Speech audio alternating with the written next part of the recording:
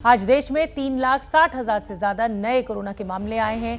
24 घंटे में 3,293 मरीजों की मृत्यु हुई है और इस सब के बीच कोरोना को हराने वाला सबसे मजबूत हथियार यानी वैक्सीन को लेकर शाम 4 बजे गृह मंत्री Amit Shah group of ministers के साथ चर्चा करेंगे। 1 मई से चौथे चरण के टीकाकरण अभियान की शुरुआत होनी है, जिसके लिए आज से रजिस्ट्रेशन होने हैं। और उधर अगर ऑक्सीजन की किल्लत की बात करें तो इस किल्लत को दूर करने के मकसद से 3 महीने के अंदर देश भर में 500 प्लांट्स लगाए जाएंगे। इन सब के बीच महाराष्ट्र में वैक्सीन की किल्लत नजर आ रही है। कई केंद्रों पर वैक्सीन नहीं है। चौथे चरण के टीकाकरण अभियान को लेकर आज बड़ी हलचल है। शाम 4 बजे गृह मंत्री अमित शाह की ग्रुप ऑफ मिनिस्टर्स के साथ बैठक होनी है। इसी पर ज्यादा जानकारी के लिए चलते हैं सीधे संवाददाता ओपी तिवारी की तरफ। ओपी तिवारी, ये बहुत अहम हो जाता है क्योंकि एक ठोस रणनीति बनानी होगी। अगर आप 80% लोगों को वैक्सीनेट करना चाहते हैं, वैक्सीनेशन लगाना चाहते हैं, उसके लिए कितना हेल्थ केयर का स्टाफ लगेगा, कितने और सेंटर्स बढ़ाए जाएं, कोल्ड चेन बढ़ाई जाए, इसी सब को लेकर चर्चा होगी आज इस ग्रुप ऑफ मिनिस्टर्स की बैठक में। बिल्कुल शोभना, मैं आपको बता दूं ग्रुप ऑफ मिनिस्टर्स की बैठक वैक्सीनेशन को लेकर काफी अहम होगी, क्योंकि वैक्सीनेशन को लेकर तमाम राज्यों ने भी तरह तरह के सवाल उठाए हैं और ये भी सवाल खड़ा किया था कि वैक्सीन की उनके पास कमी है। लिहाजा ग्रुप ऑफ मिनिस्टर्स की बैठक आज 4 बजे होनी है और इसकी जो बैठक की अध्यक्षता है वो केंद्रीय गृह मंत्री अमित शाह करेंगे। लेकिन मैं आपको गृह मंत्रालय सूत्रों के हवाले से एक बड़ी खबर ये भी बता दूं कि बैठक में आने के पहले केंद्रीय गृह मंत्री का काम करने का एक स्टाइल है। लिहाजा उन्होंने सभी लोगों से कहा है केवल बैठक करने के लिए बैठक नहीं की जाएगी, लेकिन बशर्ते कि बैठक में आउटपुट होना चाहिए। किस तरह से पूरे वैक्सीनेशन को अंजाम दिया जाएगा उसकी एक पूरी रूपरेखा होनी चाहिए, एक मॉडल होना चाहिए और जो भी लोग बैठक में आए वो इन तमाम चीजों पर लेकर आए और अगर ये तमाम चीजें तैयार नहीं होती है तो उनको वक्त से पहले बता दिया जाए। यानी कुल मिलाकर एक पूरी स्कीम और पूरी मजबूती के साथ केंद्रीय गृह मंत्री ने लोगों से बैठक में आने के लिए कहा है और ये बैठक संभवतः आज शाम 4 बजे शुरू होने की संभावना है। शोभना, बहुत बहुत धन्यवाद ओम प्रकाश तिवारी। आप नजर बना के रखिए, 4 बजे ये बैठक शुरू होनी है ग्रुप ऑफ मिनिस्टर्स के साथ। वैक्सीन को लेकर बड़ी रणनीति पर होगी चर्चा। हम आपको पल पल का अपडेट सबसे पहले एबीपी न्यूज पर पहुंचाएंगे। बात कोरोना संकट की हो रही है। कोरोना संकट के बीच महाराष्ट्र में वैक्सीन का संकट पैदा हो गया है। पुणे और मुंबई के कई सेंटर्स में वैक्सीन खत्म होने की वजह से टीकाकरण बंद करना पड़ा है। वैक्सीन संकट को दूर करने के लिए भारत बायोटेक 6 महीने में 85 लाख डोज महाराष्ट्र को देने के लिए तैयार हो गया है। हर डोज के लिए सरकार को 600 रुपए चुकाने होंगे।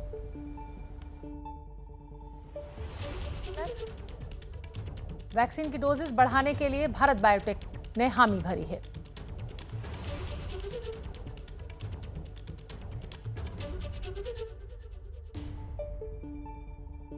हैदराबाद बेस्ड वैक्सीन बनाने वाली कंपनी भारत बायोटेक अगले 6 महीने में 85 लाख डोज महाराष्ट्र सरकार को सप्लाई करने के लिए तैयार है। मई महीने में 5 लाख डोज भेजे जाएंगे, जबकि जून और जुलाई में 10 लाख और अगस्त और सितंबर में 20 लाख डोज। दरअसल महाराष्ट्र सरकार ने भारत बायोटेक को एक पत्र लिखा था जिसमें 1 मई से जो देश भर में और महाराष्ट्र में खास तौर से तीसरा चरण वैक्सीनेशन का शुरू हो रहा है, उसके लिए ज़्यादा से ज़्यादा वैक्सीन महाराष्ट्र को मिल सके, इस संदर्भ में पत्र जो है वो सीरम इंस्टीट्यूट और भारत बायोटेक को लिखा गया था। लेकिन अब उसका जवाब जो है भारत बायोटेक की तरफ से आया और इस पत्र में साफ तौर पर कहा गया है कि एडवांस पेमेंट की बात महाराष्ट्र सरकार से कंपनी ने की है।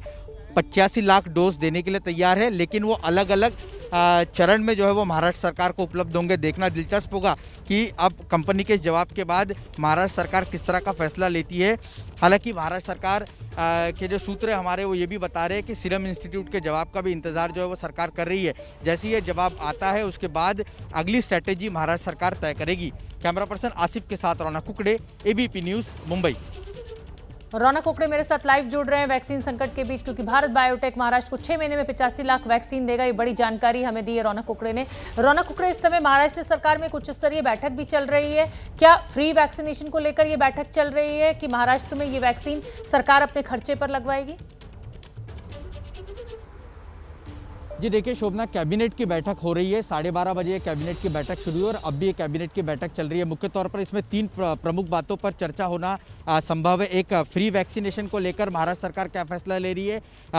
सरकार में शामिल एनसीपी और कांग्रेस फ्री वैक्सीनेशन के पक्ष में है, लेकिन उन्होंने पूरा जो निर्णय लेने का अधिकार है वो मुख्यमंत्री उद्धव ठाकरे की तरफ दिया हुआ था। इसलिए मुख्यमंत्री उद्धव ठाकरे क्या फैसला लेते, इस और सभी की निगाहें टिकी हुई है। दूसरा महत्वपूर्ण विषय इसमें लॉकडाउन को बढ़ाने को लेकर है। आपको पता है शोभना कि रोजाना महाराष्ट्र में 60,000 से ज़्यादा नए संक्रमित की संख्या जो है वो दर्ज की जा रही है। लिहाजा 15 दिनों का लॉकडाउन और बढ़ाया जाए, इसको लेकर भी कैबिनेट में फैसला हो सकता है। और तीसरी महत्वपूर्ण बात है कि जो इंटरनेशनल बाजार है वहां से वैक्सीनेशन की जो डोज है वो प्रोक्योर की जाए, इसको लेकर कैबिनेट में चर्चा होना है। और आपको बता दें कि जॉनसन एंड जॉनसन और ज़ायडस नाम की जो 2 वैक्सीन है उसको खरीदने को लेकर सरकार ने प्लान बनाया, लेकिन इसमें सबसे बड़ी अड़चन जो है वो ये है कि लीगल इंडेमनिटी इन कंपनियों ने मांगी है। यानी अगर किसी को डोज दी जाती है, उसके साथ अगर कुछ बुरा हो जाता है, अगर उसकी मौत हो जाती है, तो उसकी जिम्मेदारियां जो है वो कंपनियों की नहीं होगी। इस तरह की लिखित जो है स्वरूप में बात की है। जी, कोरोना के संकट के दौर में अस्पताल में बेड को लेकर भी भारी किल्लत है। लखनऊ में डीआरडीओ की तरफ से बनाया गया 500 बेड का कोविड अस्पताल लगभग तैयार है। अस्पताल में पीएम केयर फंड से 150 वेंटिलेटर्स लगाए जा रहे हैं। हम आपको दिखाते हैं संजय त्रिपाठी की एक रिपोर्ट। राजनीतिक इच्छा शक्ति हो तो बड़े से बड़ा काम चुटकियां बजाते होता है।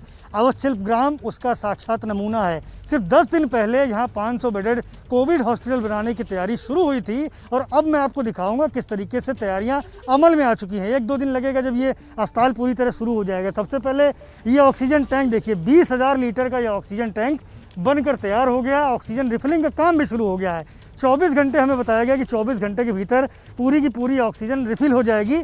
और ठीक 4-5 दिन पहले जब हम यहाँ पर आए थे तो यहाँ पर कुछ नहीं था, कच्चा मैदान था, और आज की तारीख में फर्श बन चुकी है और ऑक्सीजन का प्लांट लग चुका है। तो आप देख सकते हैं कि तैयारियाँ कितनी तेज़ी से मुकम्मल हो रही हैं। आपको भीतर की ओर लेके चलूँगा जहाँ पूरा एक सुपर स्पेशलिटी हॉस्पिटल तैयार हो रहा है। ये रास्ता भीतर की ओर जाता है जहाँ मैं आपको दिखाऊँगा किस तरह से तैयारियाँ तेज़ हो चुकी हैं और तेज़ ही नहीं हो चुकी हैं, लगभग ख़त्म होने को हैं। 1-2 दिन सिर्फ लगेंगे जब ये अस्पताल पूरी तरह चलने लगेगा।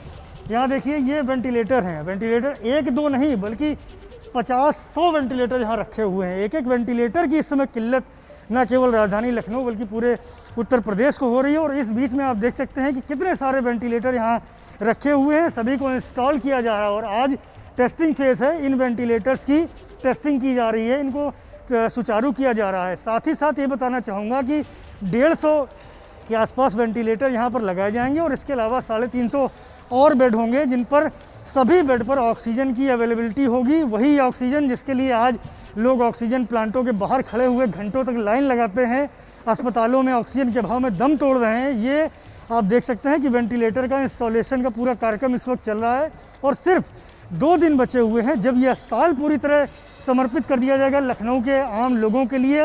न केवल लखनऊ बल्कि आसपास के ज़िलों के लिए भी जो मरीज हैं जो बेहद गंभीर हालत में हैं उनको यहाँ सुविधा मिलेगी। और अब चाहे केंद्र सरकार हो चाहे तमाम राज्य सरकार हो, हर सरकार एक्शन में नजर आ रही है। लेकिन जिन लोगों की जिंदगी बिना ऑक्सीजन के, बिना अस्पताल के, बिना बेड के चली गई, कहीं ना कहीं उनकी जिम्मेदारी भी उनका जो सवाल है वो भी बहुत वाजिब है कि उन्हें बिना इलाज के अपनी जान गंवानी पड़ी।